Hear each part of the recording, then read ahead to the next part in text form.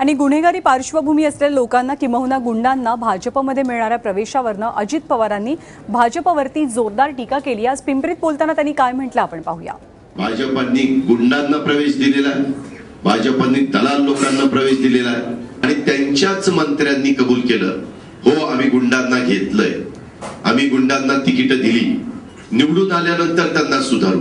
काय त्यांना शरम वगैरे वाटत नाही? एवढ्या राज्यामध्ये निवडणुकीच्या निमित्तानं सामोरं जात असताना आम्ही गुंडांना प्रवेश दिलाय, चूक झाली पण नाही, प्रवेश दिलाय म्हणताय, तिकीट दिली म्हणताय, निवडून आल्यावर त्यांना सुधारू म्हणताय।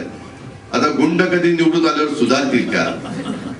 आम्ही पुढे आचारसंहिता संपल्यानंतर भीमा पाटस कारखाना चालू करू, आम्ही थेऊरचा कारखाना चालू करू। मग 2.5 वर्ष 2 वर्ष यांनी काय केलं? अशा प्रकारे मध्ये आपल्या शहरात आले, टेक्निकल बाबींच्यामुळे अनधिकृत बांधकामाचा GR अपलोड झाला नाही। मला वाटत होतं की बऱ्याच जणांच्याकडून ऐकलं होतं की CM एक हुशार आणि अभ्यासू व्यक्ती आहे, पण हे वक्तव्य किती बालिश, बेजबाबदार आणि हास्यास्पद अशा प्रकारचं वक्तव्य त्यांनी केलंय।